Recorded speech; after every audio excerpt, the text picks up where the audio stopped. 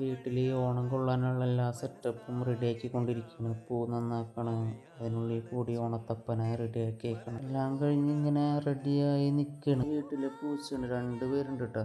അങ്ങനെ ഓണത്തപ്പനൊക്കെ റെഡിയാക്കി പൂവൊക്കെ വെച്ച് എല്ലാം സെറ്റ് ചെയ്ത് കഴിഞ്ഞ് അമ്മതേ ഫ്രണ്ടിലേക്ക് പോയിട്ട് ഓണത്തപ്പനെ വരവേക്കാനുള്ള എല്ലാ സെറ്റപ്പും ചെയ്തിട്ടുണ്ട്. എല്ലാം ചെയ്തത് അമ്മ ഒറ്റയ്ക്കുണ്ടായി. ഈ പൂ നന്നാക്കിയതും ഓണത്തപ്പനെ വെച്ചതെല്ലാം ചെയ്ത് മാവേലിത്തപ്പനെ വരവേൽക്കാൻ വേണ്ടി വീടിൻ്റെ ഫ്രണ്ടിൽ നിന്ന് പൂക്കളൊക്കെ ഇട്ട് വഴിയൊരുക്കി.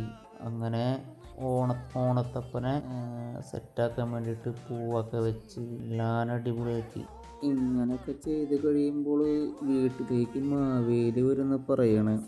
പണ്ടൊക്കെ ഇങ്ങനെ പറയാറുണ്ട്. ഇപ്പം അട അങ്ങനെ ഐറ്റംസുകളൊക്കെ വെച്ചിട്ടുണ്ടായിരുന്നു. ഉണ്ണിയപ്പവും അടിപൊളിയായിരുന്നു. അട അതുക്കും മേലെ.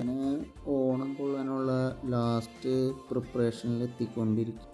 അങ്ങനെ അവസാനം എല്ലാ ഒരുക്കങ്ങളും കഴിഞ്ഞിരിക്കുകയാണ്. ഇനി മാവേലിയെ വരവേൽക്കാനുള്ള അവസാന ഘട്ടത്തിലേക്ക് കടക്കുകയാണ്. ഓണം കൊള്ളാനുള്ള എല്ലാ ഒരുക്കങ്ങളും എല്ലാം ചെയ്തത് അമ്മ ഒറ്റയ്ക്ക് തന്നെയാണ്.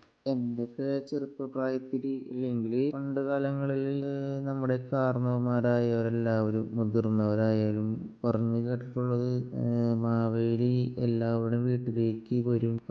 മാവേലിയെ വരവേൽക്കാൻ വേണ്ടി നമ്മൾ പൂവൊക്കെ ഇട്ട് വളരെ സെറ്റപ്പായിട്ട് അത് വരവേൽക്കണം എന്നാണ് പറഞ്ഞ് കേട്ടേക്കണം. അങ്ങനെ ഈ വർഷത്തെ ഓണത്തിന് തുടക്കമായി. സ്വന്തം പ്രജകളെ കാണുവാനായി മഹാബലി സ്വന്തം നാട്ടിലേക്ക് വരികയാണ്.